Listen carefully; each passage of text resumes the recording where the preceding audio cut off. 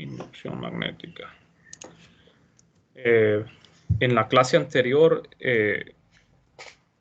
estábamos estudiando el caso del solenoide, ¿verdad? El solenoide ideal.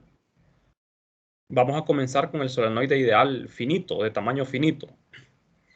Entonces, este es el modelo, ¿verdad?, que tenemos nosotros. Es un solenoide de tamaño finito, pero es ideal. Ideal porque las vueltas están apretadas. O sea que podemos hacer una superposición de lo que son espiras circulares.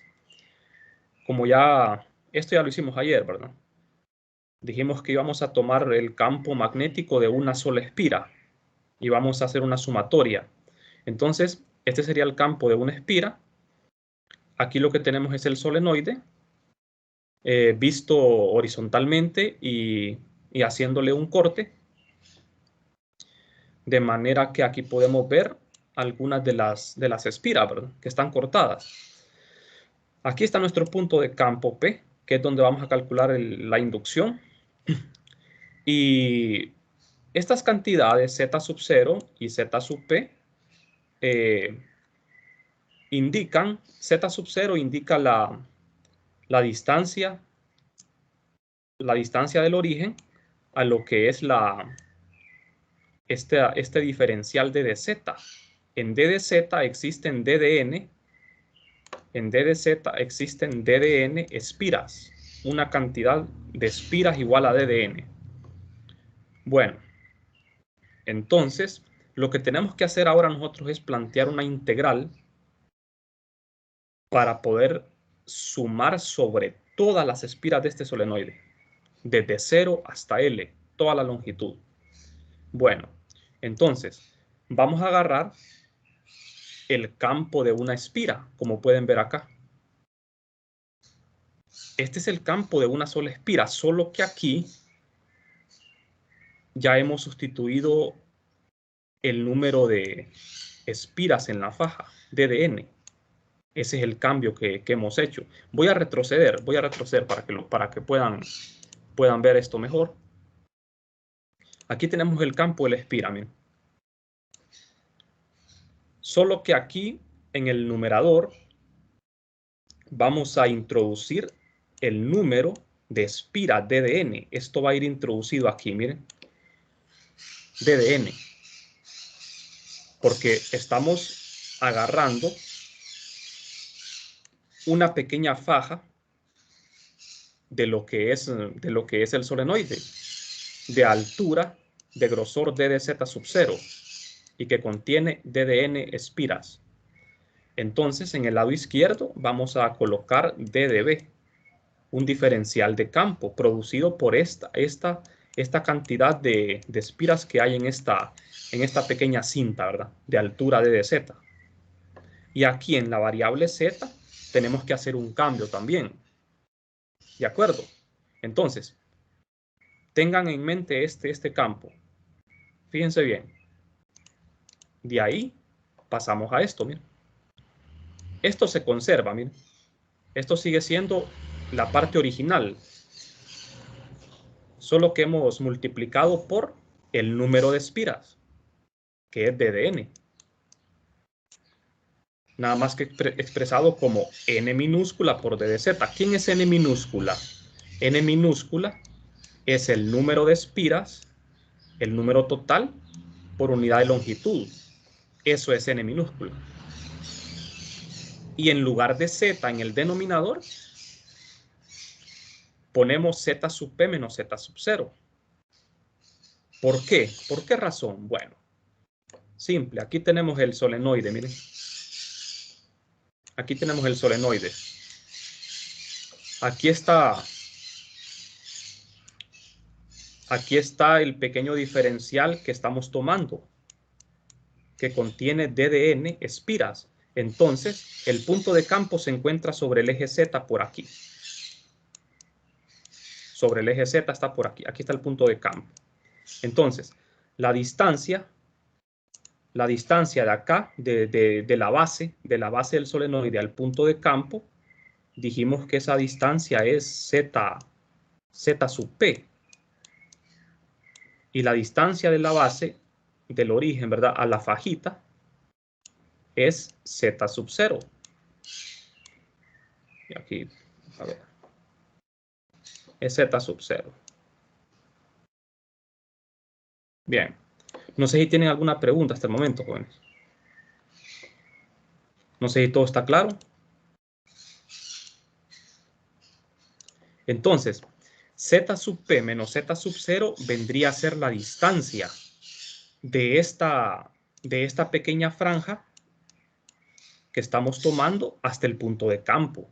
O sea, en otras palabras más simples, Z sub P menos Z sub 0 es la distancia, es la distancia de ese diferencial de dn, de dz, al punto de campo. O sea, este sería el campo que provocan esta cantidad de dn de espiras en el punto P.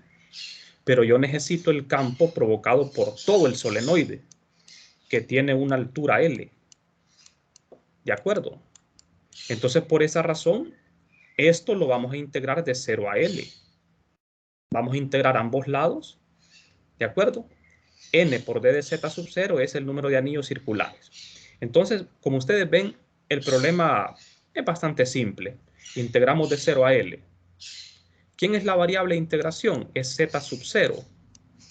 Z sub 0. Z sub 0 es lo que va a ir variando desde 0 a L. Z sub P no. Z sub P se mantiene constante porque es la distancia al punto de campo. Ese punto lo mantenemos fijo. Hacemos un cambio de variable, z' igual a z sub 0 menos z sub P. Aquí estamos integrando, jóvenes, esto lo estamos integrando al estilo de física 200, ¿verdad? Aquí no estamos planteando vectores de posición. No es necesario porque el campo ya lo tenemos, pues. Este campo que obtuvimos de una espira lo hicimos con los vectores, ¿verdad? Con los vectores de posición. Pero ya integrar sobre todo el solenoide no es necesario. No es necesario plantear vectores de posición ni nada de eso, porque ya el campo ya está. Solo es cuestión de sumar sobre todas las espiras. O sea, lo que estamos haciendo es superposición, ¿verdad? Bien, entonces, haciendo este cambio variable, d de z' es mi nueva variable. Y esta integral la podemos ver en las tablas. El resultado, no sé si tienen preguntas. El resultado es sencillo. No sé si hay alguna duda con esto.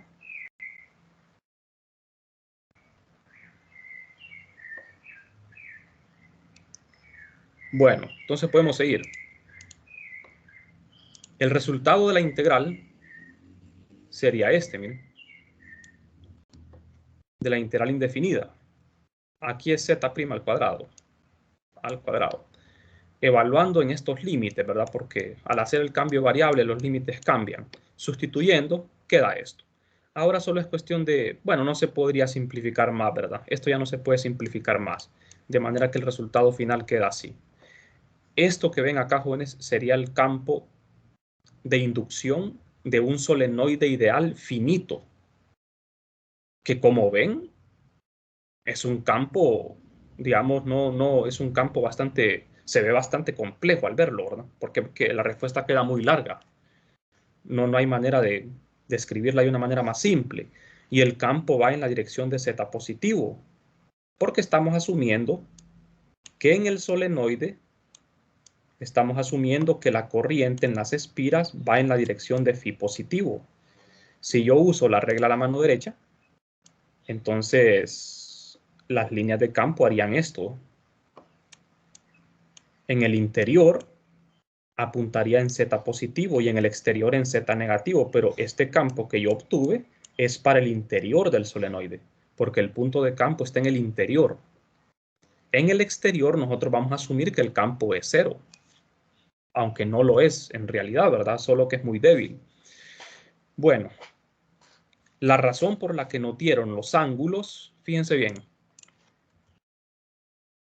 la razón por la que nos dan estos ángulos, alfa 2 y alfa 1, es para que nosotros podamos escribir la respuesta de una manera más simple.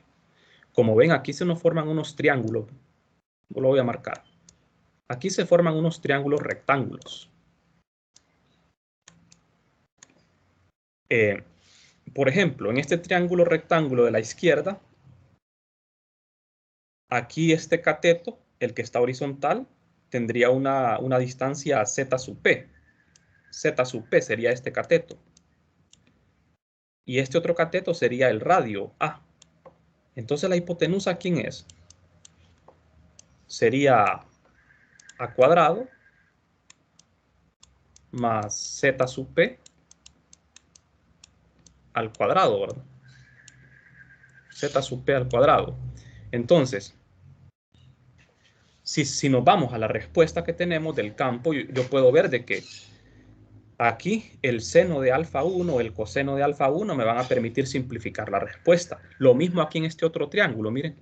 Aquí, por ejemplo, en este triángulo de la derecha, este cateto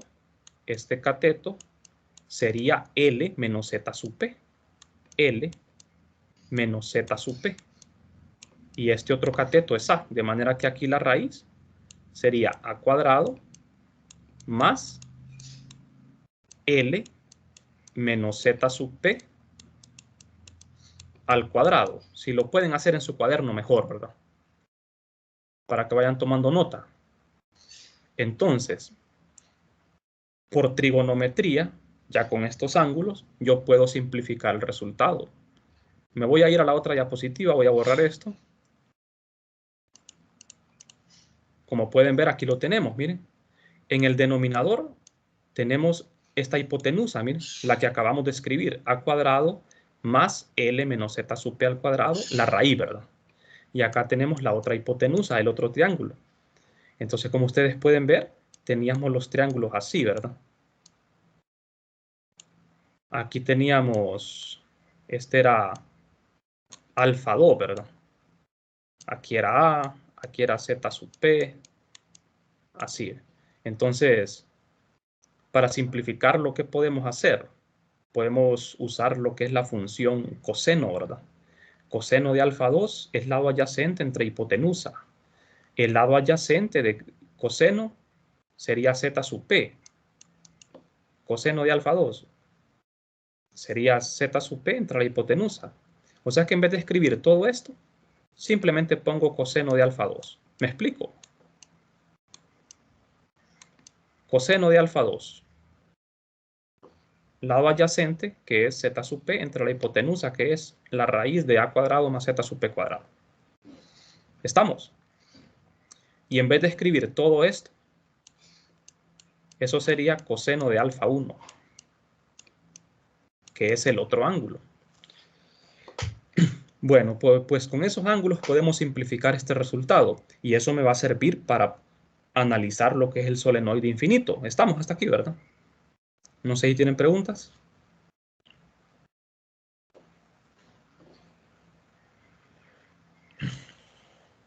Bueno, entonces, como pueden ver acá, podemos expresar el resultado en función de los ángulos alfa 1 y alfa 2, como vemos aquí en estas expresiones. Coseno de alfa 1 es esto, coseno de alfa 2 es esto, de manera que el campo magnético queda así. Ya tenemos una expresión un poco más simple. ¿De acuerdo? Un poco más sencilla. Este resultado me va a servir para analizar el caso especial cuando el solenoide es de tamaño infinito. Y de esta respuesta yo puedo sacar el resultado directamente. También lo puedo hacer con la integral, ¿verdad? Pero si ya tengo esta respuesta, lo puedo hacer directamente de aquí. Cuando el solenoide es infinito, fíjense bien, nosotros tenemos esto así, ¿verdad? El solenoide, que es un tubo. Aquí está el eje Z. Aquí está el punto de campo P. Aquí están los ángulos. Este es alfa 1, este es alfa 2. Entonces, ¿cómo podemos analizar el resultado si queremos que el solenoide sea infinito? Si el solenoide se hace infinito, ¿qué pasa con estos ángulos, alfa 1 y alfa 2? ¿Qué les pasaría?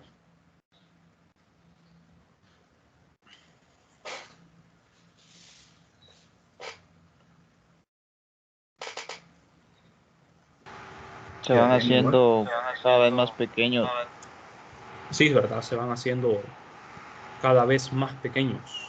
Exactamente. Alfa 1 y alfa 2, cuando el solenoide se hace infinito, van tendiendo a cero. Y al tender a 0, el coseno de 0 es 1. Coseno de algo que es aproximadamente 0 es 1.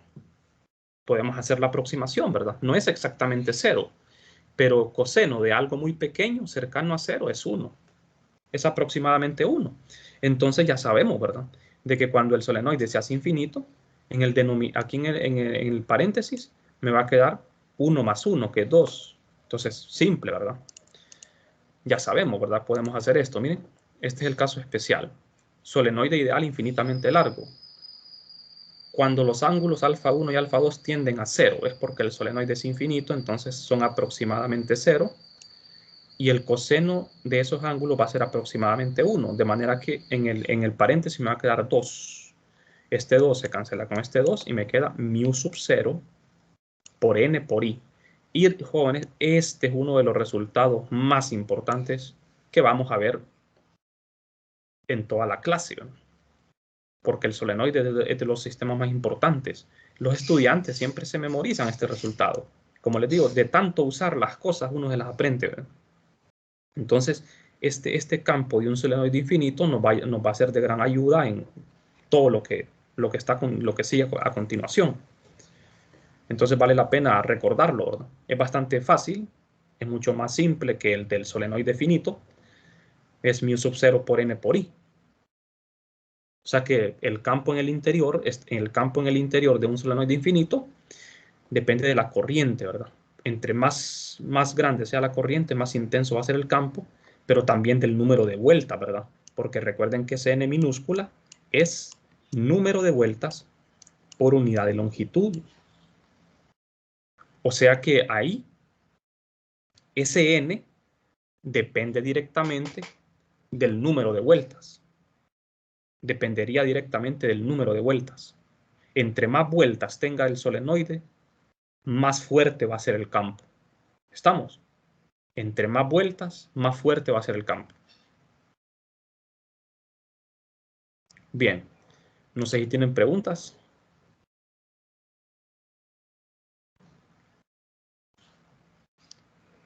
Conste, ¿verdad? Que este campo es en el interior nada más. Es en el interior, en el exterior asumimos que es 0. O sea, el campo de un solenoide va a tener esta forma. El campo podemos decir que queda confinado en el interior, porque en el exterior las líneas de campo, como ustedes ven, las líneas de campo cada vez se van separando más, cada vez más separadas, de manera que podemos despreciar este campo. Aquí podemos asumir de que es aproximadamente 0. Y en el interior, como ven, las líneas están muy pegadas, de manera que el campo es bien intenso. Y cuando este es infinito, en el interior es todavía más intenso porque las líneas de campo en el interior quedan paralelas. Las líneas en el interior quedan paralelas cuando este es infinito. Cuando es finito, como ustedes ven, siempre es variable el campo aquí. Es variable porque la separación va incrementando conforme me voy alejando del centro. ¿Se fijan, verdad? Por eso es muy diferente el solenoide finito del infinito. Para un solenoide finito, el campo en el interior es variable. Pero para uno infinito, es constante. ¿Se dan cuenta de eso, verdad? O sea, en otras palabras, el primer campo magnético constante que acabamos de encontrar es este. O sea, que acabamos de descubrir, ¿verdad? En la clase es este, el del solenoide. En el interior de un solenoide infinito, el campo magnético es constante. Es constante porque las líneas estarían paralelas, igualmente separadas. Pero claro, ¿verdad? En la naturaleza, campos magnéticos constantes no existen, porque solenoides infinitos no existen. De manera que esto es ideal, ¿verdad? Bueno, aquí podemos ver el solenoide. Este es un solenoide ideal que está cortado, un corte lateral, para que podamos ver las líneas en el interior.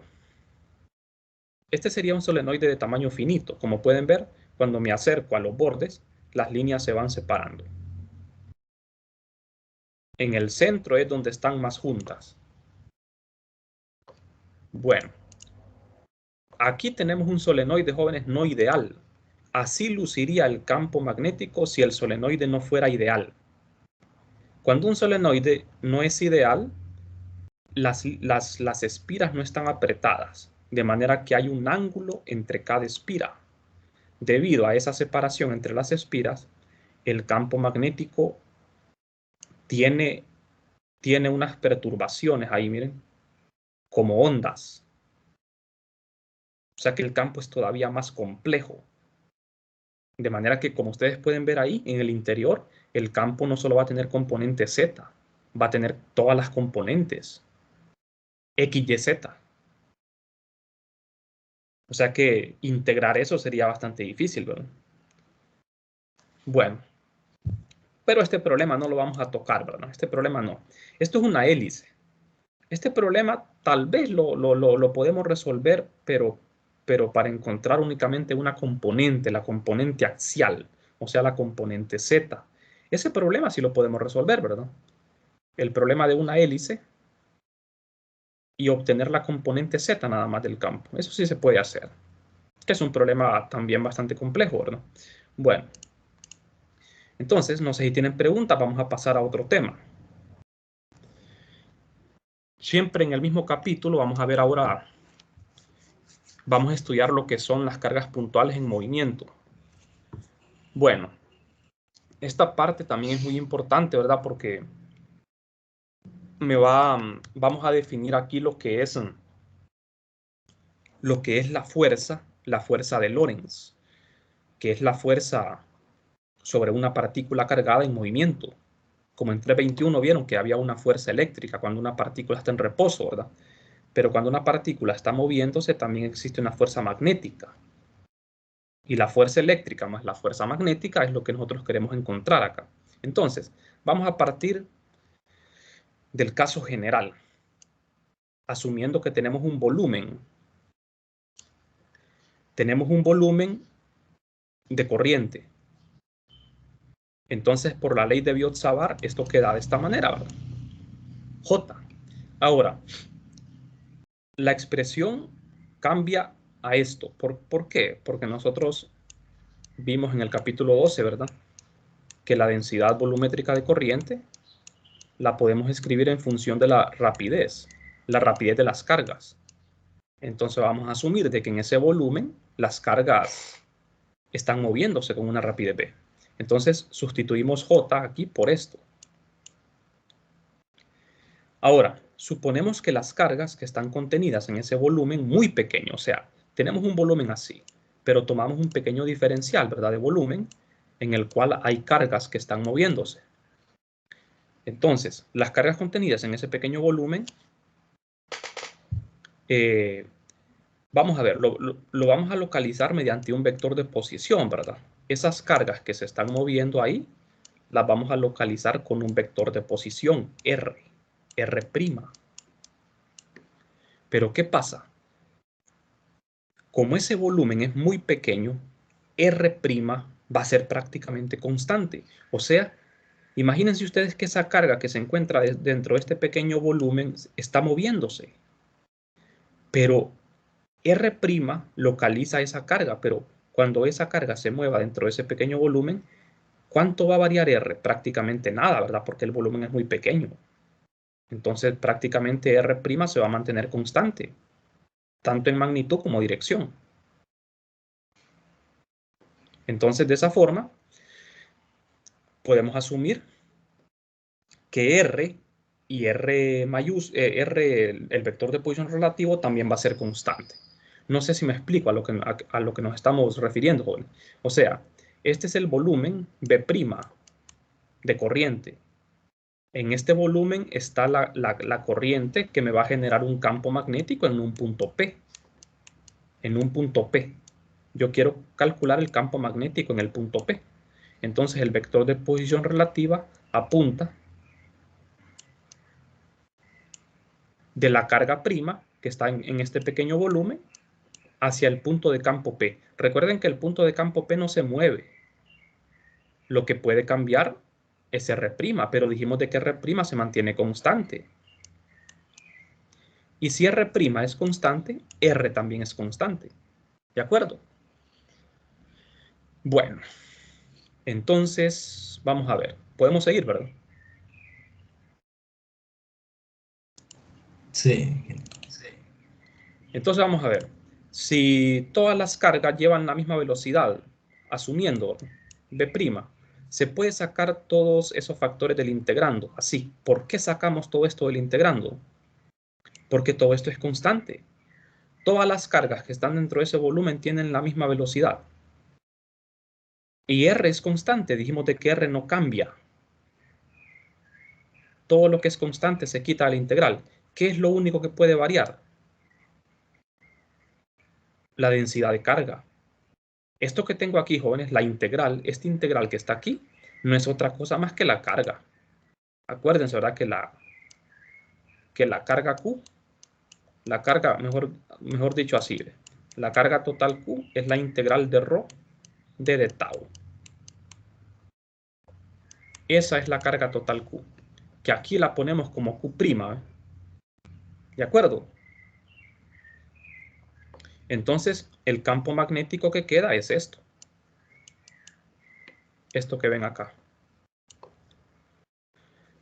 La carga Q', que es la fuente del campo magnético, por la velocidad de esa misma carga. Velocidad de la misma carga Q'. Pero esta Q' no es una carga puntual. No es una carga puntual. Es la carga total dentro de ese volumen pequeño. Bueno, entonces, Q' es carga total. Pero si tomamos a Q' como una carga puntual, también se puede, ¿verdad? También se puede asumir de que esa carga Q' es puntual. Así que la expresión es válida también para una carga puntual en movimiento. O sea que hemos obtenido indirectamente el campo de una sola carga. ¿De acuerdo? Entonces, imagínense ustedes que tienen una sola carga puntual. Si esta carga no se mueve, esta carga genera un campo eléctrico. Pero si esta carga se mueve, además de campo eléctrico, también produce un campo magnético. ¿Cómo va a ser el campo magnético de una carga puntual? ¿Qué forma va a tener? Pues va a tener como la forma de una botella. Porque las líneas, o sea, siempre se va a usar la mano derecha, ¿verdad? Si la carga positiva se mueve hacia la derecha, entonces el dedo pulgar va a la derecha y los 4 dedos se van a ir enrollando, señalando la dirección del campo. O sea que el campo haría esto, miren. Las líneas de campo de esta carga puntual harían esto, enrollándose en torno a la carga. Pero si lo pudiéramos observar, lo que observaríamos sería esto, como un paquete de ondas, más o menos así. Más o menos así luce el campo de una carga puntual en movimiento. Porque donde se encuentra la carga, el campo es más intenso. Cuando me voy alejando de la carga, el campo va disminuyendo.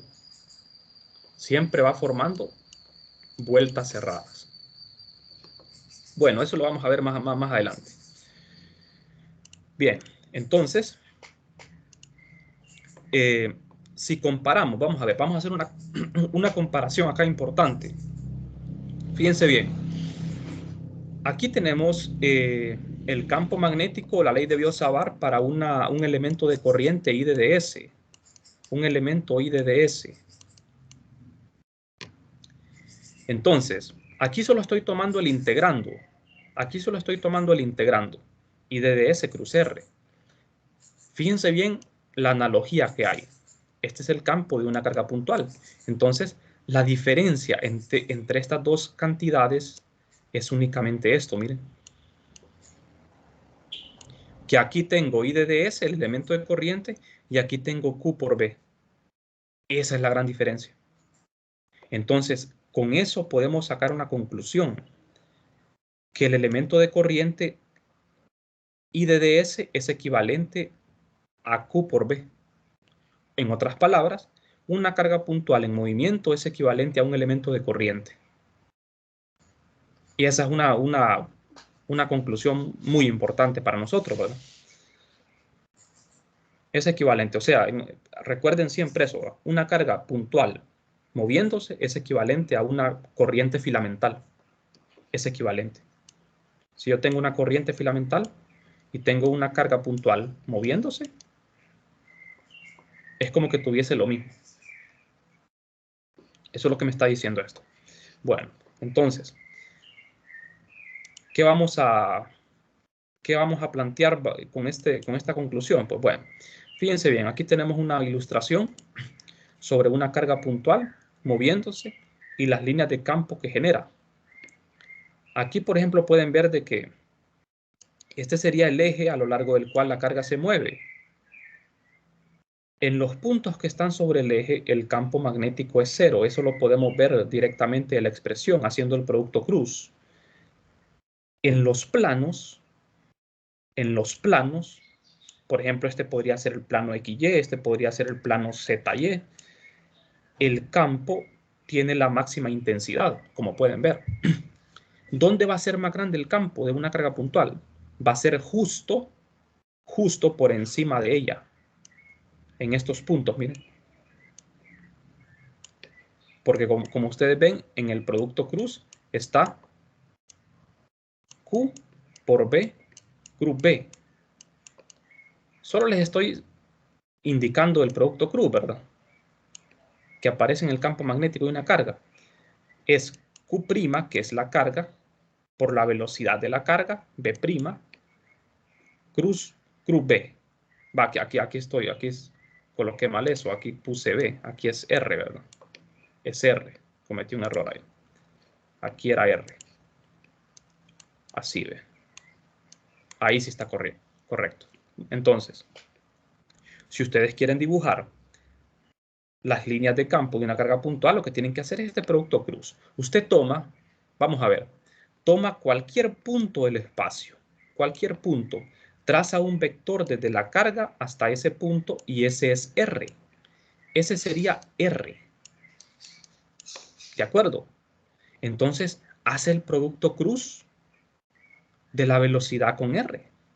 Regla la mano derecha. Agarra con los 4 dedos, agarra la velocidad y lo enrolla en torno a R. Y el pulgar le va a dar la dirección, pero en este punto, hacia dónde va el campo. Entonces, de acuerdo con la regla de la mano derecha, en este punto P, el campo apunta hacia afuera de la pantalla. Pero acuérdense que en el producto cruz hay un seno, ¿verdad? Hay un seno de teta. O sea, B cruz R es magnitud de B, magnitud de R, seno de teta. O sea que el ángulo entre los dos, entre R y teta, que sería este, ¿verdad? El ángulo entre R y teta es importante, porque eso me va a dar la magnitud de este producto cruz. ¿Qué tan intenso es el campo acá? ¿Dónde va a ser más intenso? Va a ser más intenso donde R y B sean perpendiculares. Por eso ustedes ven que aquí en este punto, miren, en estos dos puntos que estoy señalando, el campo es más intenso. ¿Por qué? Porque el ángulo entre la velocidad y R vale 90. Seno de 90 es 1. De manera que el valor máximo del campo, siempre va a ocurrir perpendicular a la velocidad. En esos puntos. ¿De acuerdo? O sea, imagínense que esta carga va moviéndose para arriba en la dirección de Z. Entonces, en esta línea, en toda esta línea, miren, perpendicular a la velocidad, aquí el campo es donde va a ser más intenso. Si me voy alejando de la perpendicular a la velocidad, el campo iría disminuyendo. Bueno, ¿estamos? Por esa razón es que el campo de una carga puntual se observaría como esto. Miren, aquí está la carga. Se observaría así. ¿Ve? Tiene valores máximos en donde la velocidad es perpendicular a R. R es este vector que apunta hacia este punto de campo P. ¿De acuerdo? Bueno, entonces podemos seguir, perdón. Vamos a ver ahora esta parte sobre la fuerza magnética. De acuerdo con esta expresión, ¿qué es esto que tengo acá? Esto se llama la ley de Ampère, solo que estamos tomando el diferencial de la ley de Ampère. ¿Recuerdan esto, verdad? Ley de Ampère, fuerza, es una integral I de ds cruz I de ds cruz B. Eso es la ley de Ampère. Aquí estoy tomando el diferencial nada más. Entonces, vemos que la fuerza magnética sobre una carga puntual en movimiento es esto, miren. La fuerza magnética sobre una carga puntual en movimiento. ¿Cómo pasamos de aquí a acá? Simple. Como dijimos de que I de ds, el elemento de línea, quiero decir, el elemento de corriente lineal es equivalente al producto de la carga por la velocidad. Entonces sustituyo en vez de I de ds, Q por B. Y tengo la fuerza magnética sobre una carga puntual en movimiento. Esto vale la pena que se lo memoricen. Esta es la fuerza magnética sobre una carga. Vamos a ver. ¿Cuál es la fuerza eléctrica sobre una carga? Es Q por E. La carga multiplicada por el campo. Esta es la fuerza eléctrica sobre una carga, debida a un campo externo. Mientras que esto es la fuerza magnética sobre una carga puntual debida a un campo magnético externo. Este campo magnético que aparece aquí es externo a la carga, o sea, no es provocado por la carga. Y este campo eléctrico de acá también es externo, no es provocado por la carga. Recuerden que la carga puntual genera un campo eléctrico y un campo magnético. Pero estos campos que aparecen en estas fórmulas no son los de la carga, son externos. O sea que si la carga se está moviendo y no existe un campo externo, no va a haber fuerza magnética. Si no existe un campo eléctrico externo, tampoco va a haber fuerza eléctrica. Bien, entonces, vamos a ver, B es el valor de la inducción, ¿verdad? En la posición de la carga. Usando la ley de Ampère, calculamos la fuerza que una carga puntual Q ejerce sobre otra carga puntual Q. O sea, esto sería la fuerza magnética entre dos cargas puntuales. La ley de Ampère. Entre dos cargas puntuales. Como ven, aparece un doble producto cruz donde aparecen las velocidades. No sé si tienen preguntas.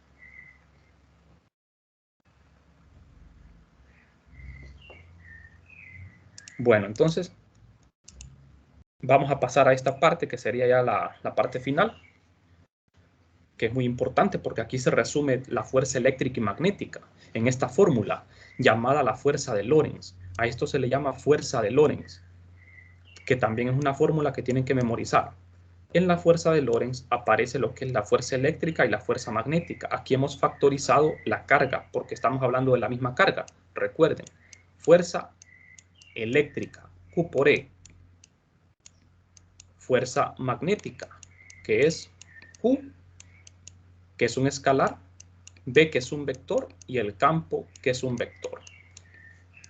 Producto vectorial de dos vectores, y aquí la fuerza eléctrica, que es el producto de un escalar por un vector. Si sumamos estas dos fuerzas, obtengo la fuerza de Lorentz. Fíjense bien, en la fuerza de Lorentz, este campo eléctrico y el campo magnético, recuerden que son externos a la carga. La velocidad, esta que aparece aquí, es la velocidad de la carga. Es la velocidad con que se mueve. ¿Qué pasa si la velocidad es cero? Pues la carga no siente fuerza magnética, solo va a sentir fuerza eléctrica. ¿De acuerdo? Una carga solo siente fuerza magnética si se está moviendo. Bueno, estos resultados van a ser válidos para velocidades pequeñas comparadas con la luz, ¿verdad? Porque ya para velocidades cercanas de la luz hay que considerar ya relatividad, ¿verdad? Entonces, aquí asumimos de que nos estamos moviendo bastante lento comparado con la velocidad de la luz. Bueno, Jóvenes, nos vamos a quedar por aquí la clase de hoy. No sé si tienen preguntas. El día de mañana vamos a hacer algunos problemas. Vamos a ver ejemplos sobre cómo aplicar esta ley de Lorentz. Bien, no sé si tienen preguntas.